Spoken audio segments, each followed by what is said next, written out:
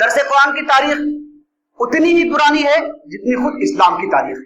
صحابہ کرام ہم سب جانتے ہیں دنیا کے گوشے گوشے میں قرآن کو لے کر کے اٹھے اور چھا گئے۔ صحابہ کرام نے تابعین کی جو نسل تیار کی اور تابعین نے تبع تابعین کی جو نسل تیار کی، جن کی سوچ اور فکر، جن کا عقیدہ اور نسب العین قرآن کے علاوہ اور کچھ بھی نہ تھا، جن کی انفرادی اور اجتماعی زندگیاں قرآن کے نور سے منور تھیں۔ مشہور سیاح ابن بطوطہ نے جب دنیا کا سفر کیا اور سفر کرتے ہوئے دہلی پہنچا تو اس نے دیکھا کہ شہر دہلی میں 1000 مدرسے تھے، جہاں نہ صرف قرآن کی تعلیم دی جاتی تھی بلکہ جتنے بھی علوم و فنون کی تعلیم دی جاتی تھی اس کا محور، مرکز اور بنیاد قرآن مجید اور اللہ کی کتاب تھی۔ پھر ایک زمانہ ایسا آیا کہ ہمارے ادارے ایک ایک کر کے کمزور ہوتے گئے اور ایک ایسی نسل ہمارے سامنے آئی جس کا قرآن سے رشتہ برائے نام رہ گیا۔ 18ویں صدی کے اواخر 19ویں صدی کے اوائل میں جب یہ احساس پیدا ہوا کہ مسلمانوں کا تعلق کتاب الہی سے کمزور ہو رہا ہے تو اس زمانہ کے اہل علم نے قرآن سے قریب کرنے کے لیے عوامی درس قرآن کا آغاز کیا۔ بر صغیر کی تاریخ میں پہلا عوامی درس قرآن شاہ عبد العزیز محدث دہلوی رحمۃ اللہ نے شروع کیا۔ وہ دہلی میں تقریباً 60 سال تک درس قرآن دیتے رہے۔ ان کی تاریخ اور قرآن خدمات سے ہم اچھی طرح واقف ہیں۔ ان کے انتقال کے چند سالوں کے بعد جنگ آزادی کی تحریک شروع ہوئی۔ 1857 کا ہنگامہ برپا ہوا، انگریز مکمل طور پر قابض ہو گئے۔ تقریباً 60-70 سال کا عرصہ گزرا کہ مسلمانوں کا تعلق قرآن سے کمزور پڑ گیا۔ پھر جن بزرگوں نے اس کو شروع کیا ان میں بڑا نام مولانا عبید اللہ سندھی رحمۃ اللہ علیہ اور ان کے شاگرد رشید مولانا احمد علی لاہوری کا ہے۔ ان کی خدمات سے بھی ہم واقف ہوں گے۔ مولانا لاہوری نے 1925 کے لگ بھگ عوامی درس کا سلسلہ شروع کیا جو تقریباً 40-45 سالوں تک، بلکہ یہ کہنا چاہیے کہ ان کی زندگی تک جب تک وہ حیات رہے یہ خدمت انجام دیتے رہے۔ اور اس کے بعد ہم جانتے ہیں کہ مولانا سید ابو الاعلی مودودی رحمۃ اللہ علیہ آئے اور انہوں نے قرآنی تحریک، جسے ہم تحریک اسلامی کہتے ہیں، وہ دراصل قرآنی تحریک ہے۔ بسم اللہ الرحمن الرحیم وبہ نستعین والصلاۃ والسلام علی رسول الامین وعلی آلہ وصحبہ اجمعین۔ قال اللہ تعالی فی القرآن المجید اعوذ باللہ من الشیطان الرجیم ھذا بلاغ للناس ولینذروا بہ وليعلم انما هو اله واحد وليذكر اولو الالباب۔ وقال في موضع آخر بلغ ما انزل اليك من ربك وقال النبي صلی اللہ علیہ وسلم بلغوا عني ولو آیہ۔ صدق اللہ تعالی وصدق رسولہ صلی اللہ علیہ وسلم۔ اس وقت ہمارے سامنے جو موضوع ہے وہ ہے ہم درس قرآن کیسے دیں۔ اللہ کے رسول نے فرمایا خیرکم من تعلم القرآن وعلمہ۔ محترم حضرات، ہم سب جانتے ہیں کہ جہاد اسلام کا ایک بنیادی ستون ہے۔ رسول اللہ صلی اللہ علیہ وسلم نے اسلام کو ایک عمارت سے تشبیہ دی ہے جس کے ستون اور ارکان کا احادیث میں تذکرہ ہے۔ اس عمارت کی سب سے بلند چوٹی جہاد ہے جس کو ذروۃ سنام الاسلام سے تعبیر فرمایا ہے۔ جہاد صرف تلوار ہی سے نہیں ہوتا بلکہ علمی اور فکری اسلحہ سے بھی لڑا جاتا ہے۔ حالات اور ضروریات کے لحاظ سے اس کا انداز بدلتا رہتا ہے۔ قرآن میں جہاں جہاد بالسیف کا تذکرہ ہے جو جہاد کا سب سے اعلیٰ اور سب سے بلند اور عرفہ قسم ہے، وہیں علمی اور فکری جہاد کا بھی ذکر ہے۔ اللہ کا ارشاد ہے وَجَاهِدْهُمْ بِهِ جِهَادًا كَبِيرًا، سورۃ الفرقان آیت نمبر 52۔ رسول اللہ صلی اللہ علیہ وسلم کو مخاطب کر کے اللہ نے کہا قرآن کے ذریعے جو جہاد کیا جائے وہ اس نص قرآنی کے روح سے نہ صرف علمی اور فکری جہاد ہوگا بلکہ جہاد کبیر بھی ہوگا۔ جہاد بالقرآن وہ جہاد ہے جس کے نتیجے میں مجاہدین کی نسلیں تیار ہوتی ہیں۔ اسلامی معاشرہ کی تعمیر مضبوط علمی اور فکری اور روحانی بنیادوں پر ہوتا ہے۔ تلوار کے جہاد کے ذریعے اگر لوگوں کی گردنوں کو فتح کیا جاتا ہے تو یقین جانیے قرآن کے ذریعے جو جہاد ہوگا وہ لوگوں کے قلوب اس سے مستقر ہوں گے اور ان کے دل فتح کیے جائیں گے۔ قابل احترام حضرات، جماعت اسلامی کا نصب العین ہم سب جانتے ہیں اقامت دین ہے، اور اقامت دین کی سرگرمیوں میں درس قرآن کو خاص اہمیت حاصل ہے۔ ہمارے اجتماعات خواہ وہ چھوٹے ہوں بڑے ہوں، ماہانہ ہفتہ واری ہوں 15 روزہ ہوں، ہماری چھوٹی چھوٹی بڑی نشستیں सबका आगाज आमतौर पर दरस कुरान या तज़किर बिल कुरान से होता है। दरस कुरान कुरान की तबलीग का और इशाअत का सबसे अहम और मुअस्सिर जरिया है। इसलिए इस वक्त जो मौजू हमारे सामने है, मैं समझता हूं कई पहलुओं से बहुत ही अहम बल्कि अहम तरीन मौजू है, क्योंकि यही वो टूल, यही वो जरिया है जिसके जरिए से कुरान का पैगाम हम दूसरों तक पहुंचा सकते हैं। मैं चाहता हूं कि बहुत इख्तिसार के साथ दरस कुरान की तारीख पर भी रोशनी डाल दूं और उसके बाद इस नुक्ते पर मैं आऊं कि दरस कुरान की तैयारी कैसे की जाए और दरस कुरान कैसे दिया जाए। दरस कुरान की तारीख उतनी ही पुरानी है जितनी खुद इस्लाम की तारीख है। इस्लाम की तारीख और दरस कुरान की तारीख दोनों हम आहंग हैं। सहाबे कराम, तबे ताबईन ने कुरान को दुनिया के कोने कोने में फैलाया। हम सब जानते हैं दुनिया के गोशे गोशे में कुरान को लेकर के उठे और छा गए। सहाबे कराम ने ताबईन की जो नस्ल तैयार की और ताबईन ने तबे ताबईन की जो नस्ल तैयार की, जिनकी सोच और फिक्र, जिनका अकीदा और नस्बुलैन कुरान के अलावा और कुछ भी ना था, जिनकी इनफरादी और इज्तिमाई जिंदगियां कुरान के नूर से मुनव्वर थी, जिनका हर फर्द कुरान का अमली नमूना था, जिनका हर घर कुरान की दरसगाह, जिनकी हर मस्जिद कुरान की यूनिवर्सिटी और जिनकी हर बस्ती कुरान की तरबियत गाह थी। हर दरसगाह में उस वक्त इल्म बसरत की बुनियाद की किताब इलाही थी। मशहूर सय्याह इब्ने बतूता ने जब दुनिया का सफर किया और सफर करते हुए दिल्ली पहुंचा तो उसने देखा कि शहर दिल्ली में 1000 मदरसे थे, जहां न सिर्फ कुरान की तालीम दी जाती थी बल्कि जितने भी उलूम फुनून की तालीम दी जाती थी उसका महवर, मरकज और बुनियाद कुरान मजीद और अल्लाह की किताब थी। हजारों जय्यद उलमा इस खिदमत को अंजाम दे रहे थे। फिर एक जमाना ऐसा आया कि हमारे इदारे एक एक करके कमजोर होते गए और एक ऐसी नस्ल हमारे सामने आई जिसका कुरान से रिश्ता बराए नाम रह गया। खुद दिल्ली और उसके करीब की जो बस्ती मेवात थी, उसकी जो सूरत हाल थी आप उससे अच्छी तरह वाकिफ हैं। 20वीं सदी के आगाज के जरा पहले मुसलमानों की कैफियत हो गई कि एक बड़े हिस्से का ताल्लुक कुरान से इंतहाई कमजोर हो गया। 18वीं सदी के अवाखिर और 20वीं 19वीं सदी के अवाइल में जब यह एहसास पैदा हुआ कि मुसलमानों का ताल्लुक किताब इलाही से कमजोर रहा है, तो उस जमाना के अहले इल्म ने कुरान से करीब करने के लिए अवामी दरस कुरान का आगाज किया। बर्रे सगीर की तारीख में पहला अवामी दरस कुरान शाह अब्दुल अजीज मुहद्दिस देहलवी रहमतुल्लाह ने शुरू किया। वो दिल्ली में तकरीबन 60 साल तक दरस कुरान देते रहे। उनकी तारीख और कुरानी खिदमत से हम अच्छी तरह वाकिफ हैं। शाह अब्दुल अजीज रहमतुल्लाह अलैह और उनका खानदान बर्रे सगीर के मुसलमानों पर इनका जो एहसान है उससे भी अच्छी तरह हम वाकिफ हैं कि किस तरह इस किताब इलाही के इनके खानदान ने मुसलमानों को करीब कर दिया। उनके इंतकाल के चंद सालों के बाद जंग आजादी की तहरीक शुरू हुई। 1857 का हंगामा बरपा हुआ। अंग्रेज मुकम्मल तौर पर काबिज हो गए। तकरीबन 60-70 साल का अरसा गुजरा कि मुसलमानों का ताल्लुक कुरान से कमजोर पड़ गया।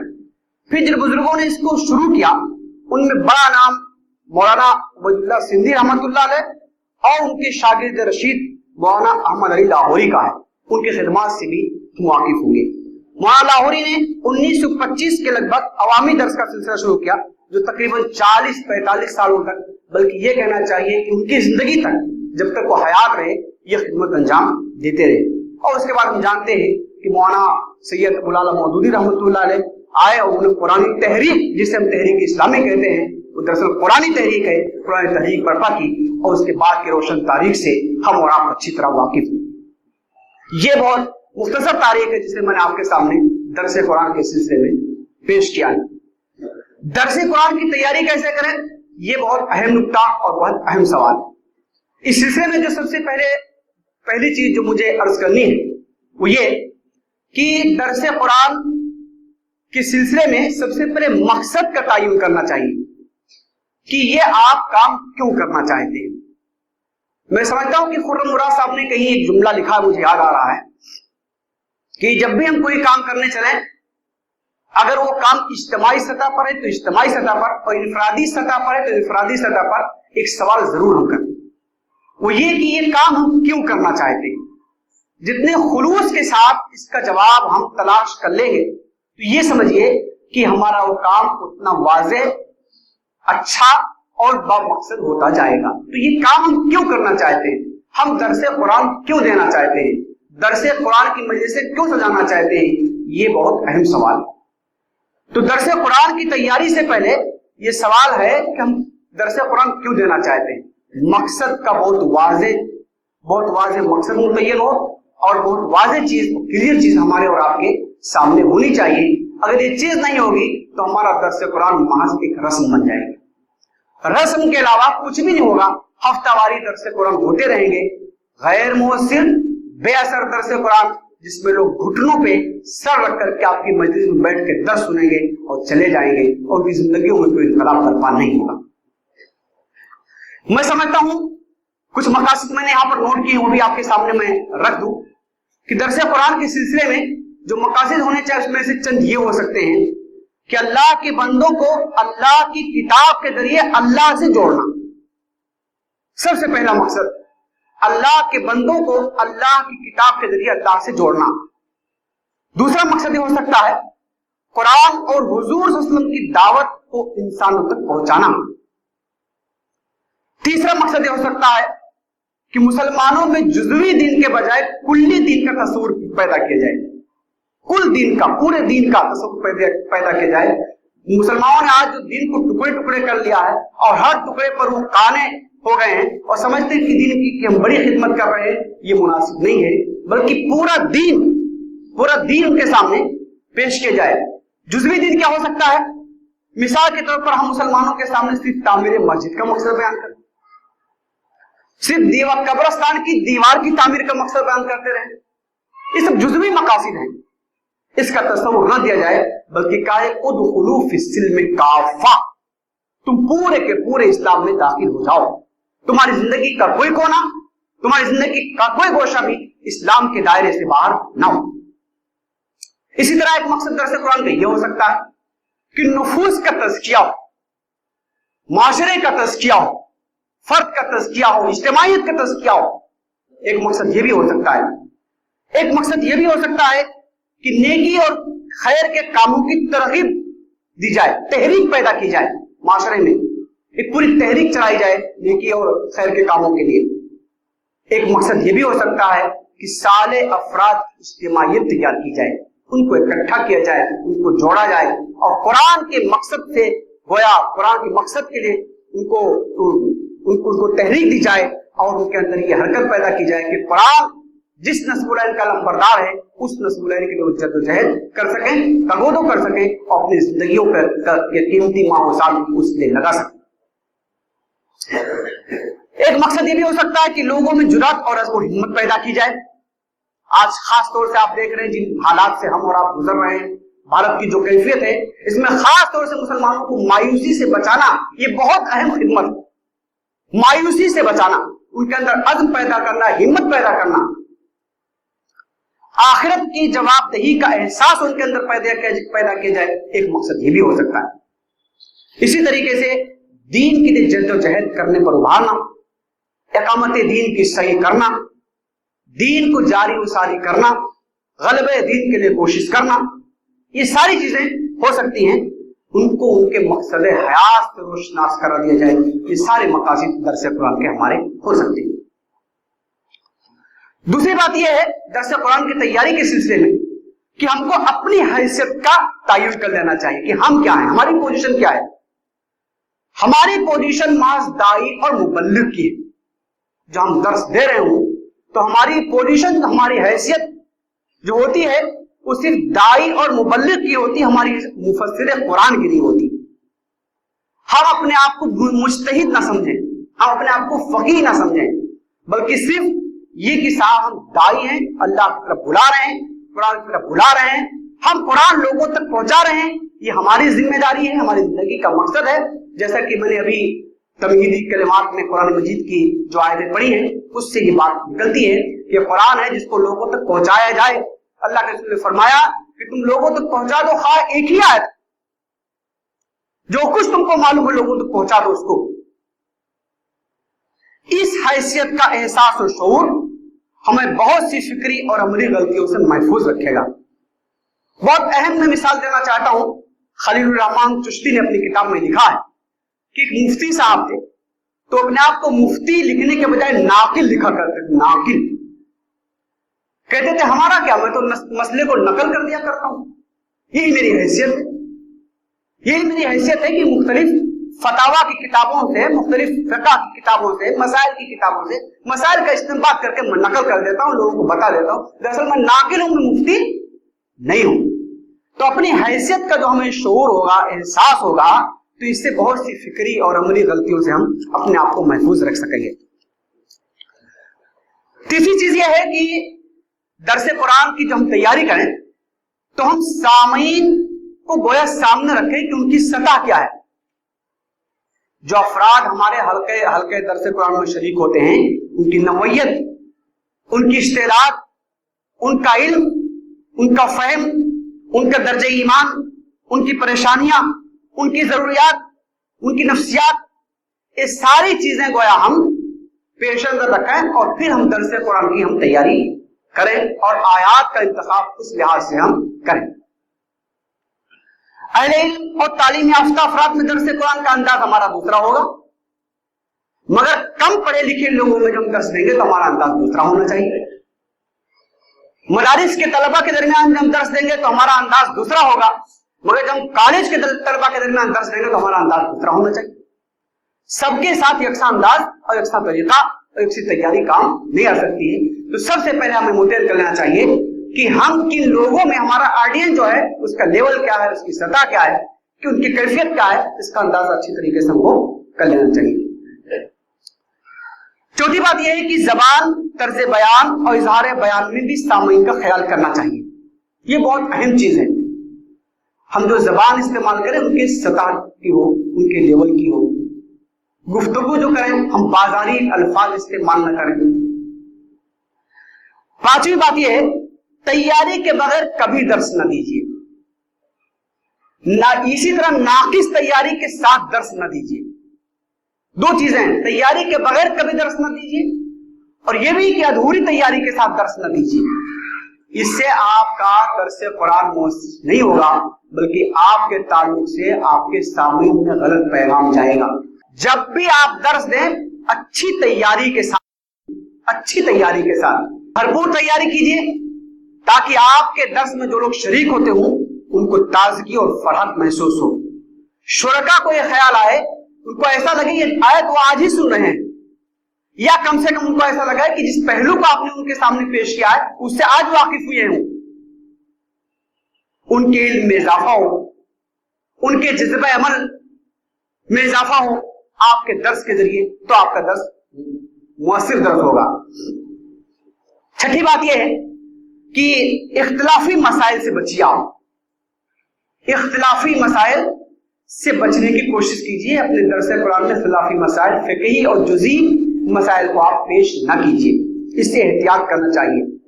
اپنی ذاتی رائے کے اظہار سے بھی پرہیز کیجیے اور اپنے مخصوص فقہی سیاسی نظریات کو بھی پیش کرنے سے آپ بچیے۔ زبردستی قرآن سے اپنے نظریات کو برآمد کرنے کی کوشش نہ کیجیے آپ، بلکہ قرآن کو بولنے دیجیے۔ آپ قرآن کو بولنے دیجیے۔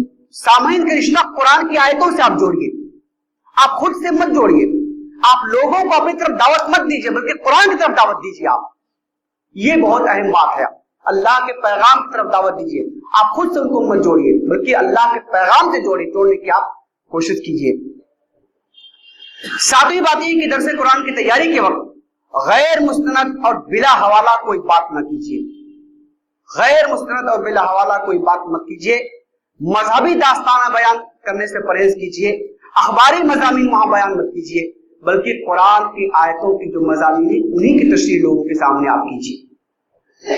دوسری چیزیں بالکل مت لائیے۔ آپ صحیح احادیث اور روایات سے استفادہ کیجیے۔ آپ درس قرآن کے وقت میں آپ کو بتاتا چلوں کہ تفسیر روایات کو بالعموم، یہ جملہ آپ خاص طور سے سنیے اور چاہے تو آپ نوٹ کر لیجیے۔ آپ تفسیری روایات کو بالعموم استناد کی حیثیت سے وہ مقام حاصل نہیں جو دوسری روایات کو حاصل ہے۔ اس سلسلے میں چھان بین और जांच पड़ताल की बड़ी जरूरत है। इसराइली रवायात से खास तौर पर बचिए आप। इसी तरीके से हजरत अब्दुल्ला इब्न अब्बास रज़ी अल्लाह ताला अन्हु की तरफ जो तफसीरी अक़वाल मंसूब हैं उनकी भी तहकीक कीजिए आप, खास तौर से बगैर सोचे समझे कोई चीज नकल न कीजिए। ये कुछ इशारे हैं जिस तरफ मैं कर रहा हूं, इस तो उनकी तफसील आपके सामने मुख्तसर वक्त में रखी नहीं जा सकती है।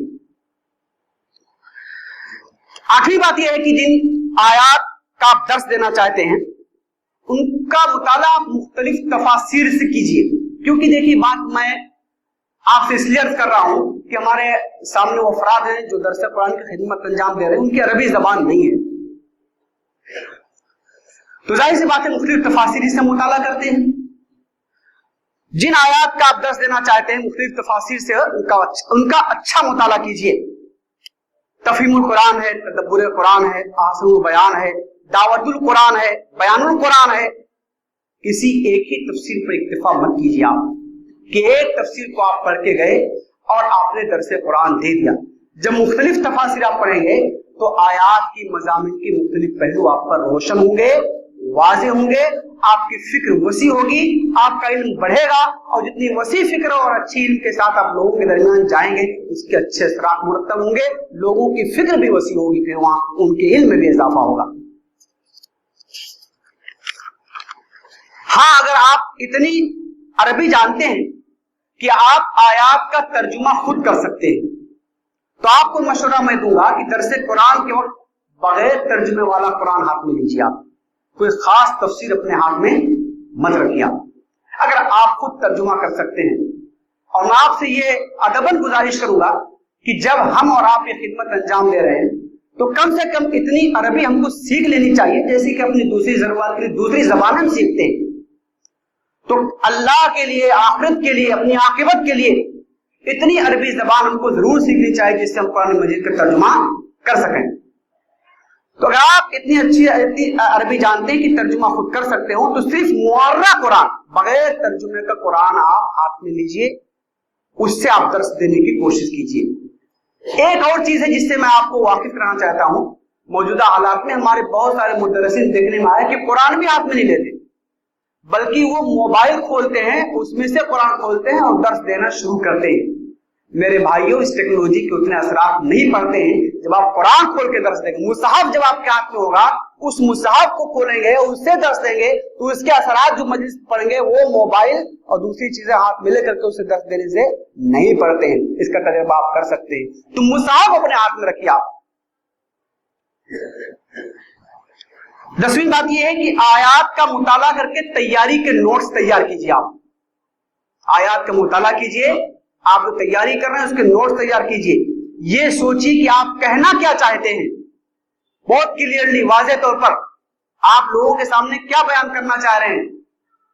मंसूबाबंदी कीजिए, प्लानिंग कीजिए, पूरा मजमून किस तरतीब से आप पेश करेंगे, आगाज कैसे करेंगे, इख्तिताम कैसे करेंगे, इन सारी चीजों को मंसूबाबंद अपनी डायरी में आप नोट कीजिए, अपने ज़हन में एक तरतीब आप बनाइए, तब आप चीजें लोगों के सामने अच्छे तरीके से आप पेश कर सकेंगे। अपनी गुफ्तगू को नुकात में तकसीम कीजिए, पॉइंट्स में तकसीम कीजिए।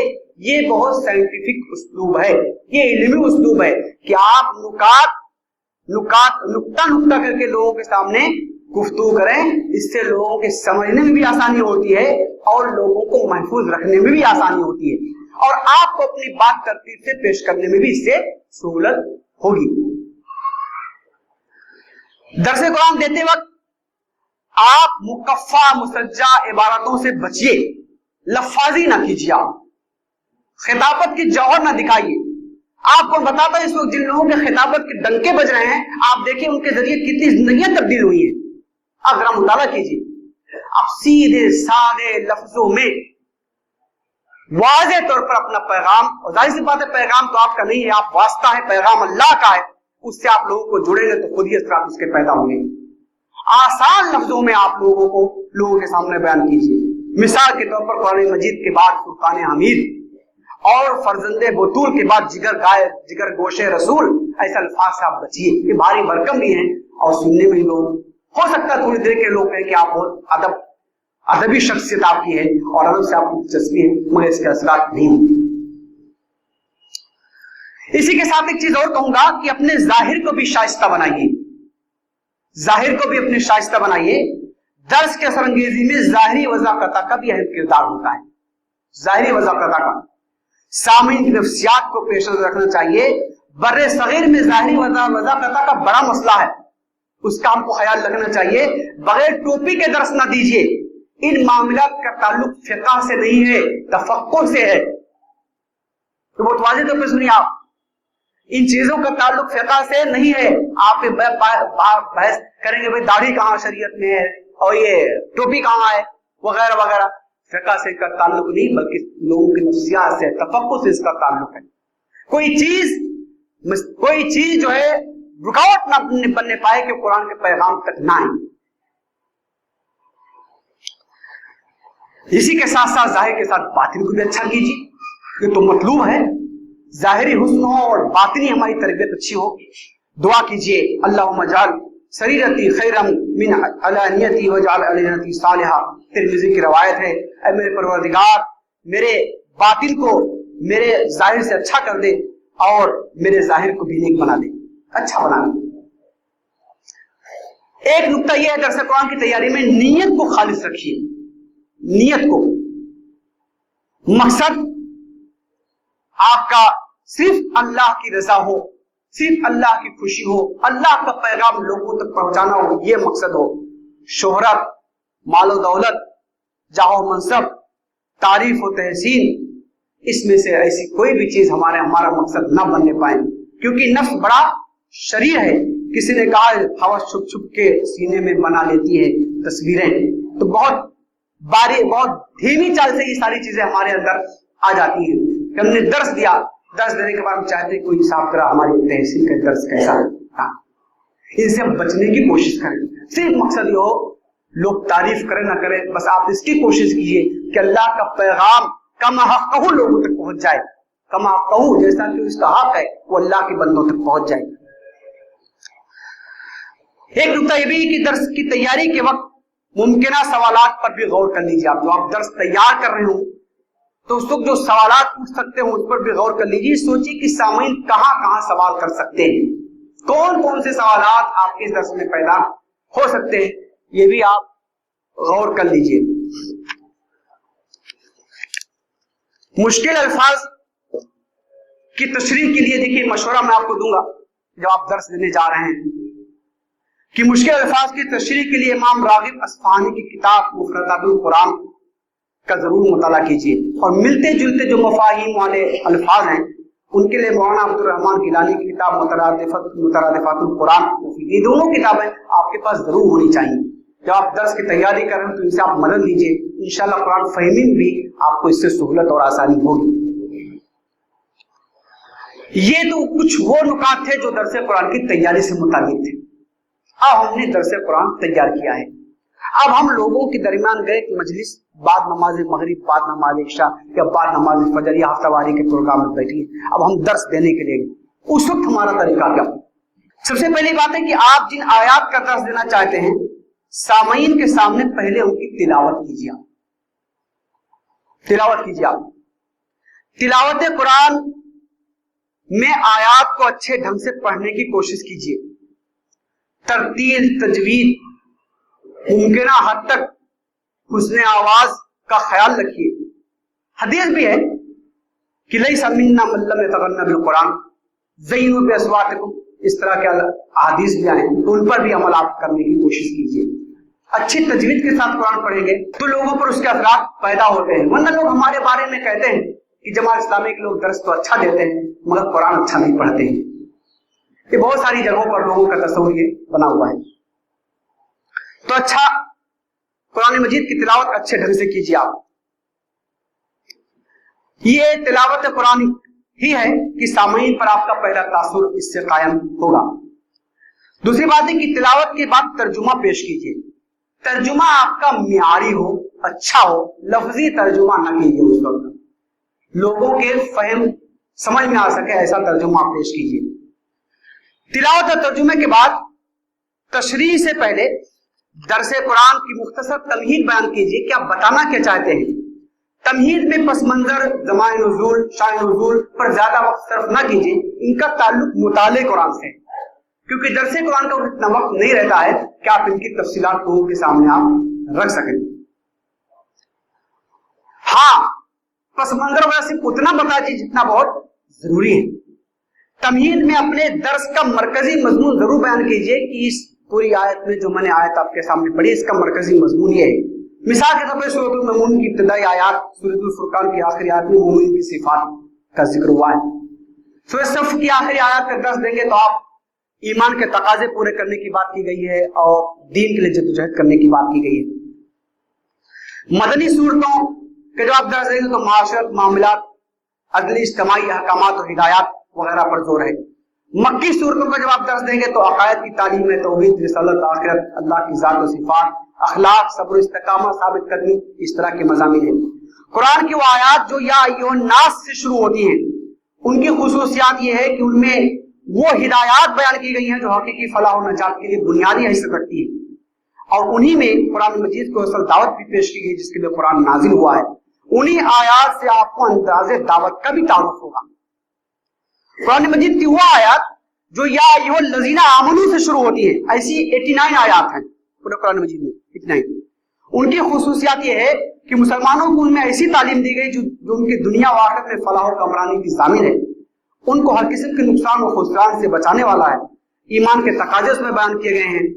یہ بتایا گیا ہے کہ اللہ کے احکام کی ٹھیک ٹھیک اطاعت و پیروی کی جائے، ورنہ ایمان لانا بالمقصد عبث ہو جاتا ہے۔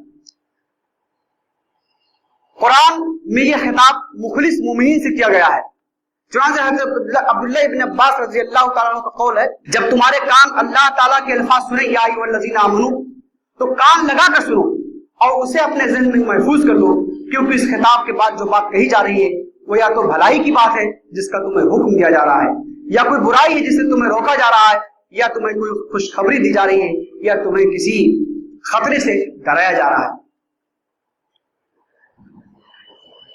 چوتھی بات اس کے بعد یہ ہے کہ آیات کی تشریح کیجیے۔ آپ مناسب یہ ہے کہ ایک ایک آیت کی تشریح کیجیے، ایک ایک آیت کی تشریح کیجیے، مگر سارے کے سارے آیاتوں کا ربط آپ کے مرکزی مضمون سے ہونا چاہیے۔ پانچویں بات یہ کہ درس قرآن کے مضمون کو موجودہ حالات سے جوڑیے۔ آپ قرآن مجید کو 1400 سال پرانی کتاب بنا کے پیش مت کیجیے، بلکہ زندہ اور متحرک کتاب کے حیثیت سے لوگوں کے سامنے اس کو پیش کیجیے۔ آپ اس وقت لوگوں کو بتائیے کہ اس وقت دنیا میں کیا ہو رہا ہے اور ہمیں کیا کرنا چاہیے، پرانے دور کے کافرین اور مخالفین کا رویہ کیا تھا اور آج ان کی روش کیا ہے، ماضی کے طاغوت کون کون تھے اور آج کے طاغوت کیا ہیں، پرانے زمانے کے مسائل کیا تھے اور آج کے مسائل کیا ہیں، اور قرآن مجید ہماری کس طرح اس میں رہنمائی کرتا ہے۔ اہم باتوں کو 3 بار دہرائیے۔ آپ کا جملے جو معترضہ ہو وہ بہت طویل نہیں ہونا چاہیے، بلکہ آپ کی گفتگو کے جو نکات ہیں بہت قرآن کی جو آیات آپ نے پڑھی اسی کے مطابق ہونی چاہیے، ایسا نہ کوئی غیر ضروری تفصیلات۔ اب آپ درس دے رہے ہیں جس میں حضرت موسیٰ کا ذکر آ گیا تو حضرت موسیٰ سے فرعون کا ذکر نکلا، پھر فرعون سے آپ مصر چلے گئے اور مصر سے پھر دریائے نیل تک آپ چلے گئے، تو یہ مناسب چیز نہیں ہے، غیر ضروری تفصیل سے آپ بچیے۔ آخر میں خلاصے درس کو ضرور بیان کیجیے جس سے وہ پیغام سامعین پر اچھی طرح واضح ہو جائے جو آپ دینا چاہتے ہیں۔ بغیر خلاصے درس پیش کیا آپ نے درس کو مکمل نہ کیجیے۔ آخری بات جو میں کہنا چاہتا ہوں یہ کہ کوشش کیجیے کہ آپ کا درس فکر و عمل کے لحاظ سے ایسا انقلاب برپا کرنے والا ہو جو سننے والوں کو چین سے بیٹھنے نہ دے، جو انہیں باطل سے اس طرح برسرے پیکار کر دے جس طرح روشنی ظلمت سے برسرے پیکار ہے، اور کبھی روشنی ظلمت سے سمجھوتا نہیں کرتی ہے یہاں تک کہ ظلمت کا خاتمہ ہو جائے۔ آپ ایک جذبہ لوگوں کے درمیان پیدا کیجیے۔ آپ کا درس محض ثواب حاصل کرنے کی محفل نہ بن جائے بلکہ لوگوں کو عملاً کرنے والا درس ہو جائے۔ 2 چیزیں بالکل آخر میں صرف بتا دیتا ہوں کہ آپ ایکسیلنس پیدا کیجیے۔ قرآن مجید میں محسنین کا لفظ بار بار ہے، یعنی ہر چیز کو اسلام میں معیاری انداز پر کرنے کے لیے کہا گیا ہے، یہاں تک کہ وہ دین جو آپ کو موذی جانور کو مارنے اور جانور ذبح کرنے کے لیے بھی ایک معیار بتاتا ہے، تو آپ درس قرآن میں بھی اپنا ایک معیار قائم کرنے کی کوشش کیجیے، ایکسیلنس کے انداز میں آپ درس دیجیے۔ اور آخری بات یہ ہے کہ اپنا درس دعائیہ کلمات پر ختم کیجیے. اللہ تعالیٰ سے خود اپنے لیے بھی دعا کیجیے اور لوگوں کے لیے بھی دعا کیجیے کہ اللہ تعالیٰ ان کے دلوں کو آپ نے جو کلمات کہے ہیں اللہ کی کتاب کے لیے ان کے دل کو کھول دیں. ابھی جو ہم نے آپ کے سامنے کہا ہے اس کا اختتام بھی ہم دعائیہ کلمات پر کرتے ہیں کہ جو کچھ میں نے عرض کیا ہے اس کا مخاطب میں سب سے پہلے خود ہوں. اللہ تعالیٰ مجھے توفیق دے اس پر میں عمل کر سکوں اور ساتھ ساتھ ہم سب کو سہولت و آسانی دے کہ ہم بھی اس کے مطابق عمل کر سکیں. جزاک اللہ خیر. واقع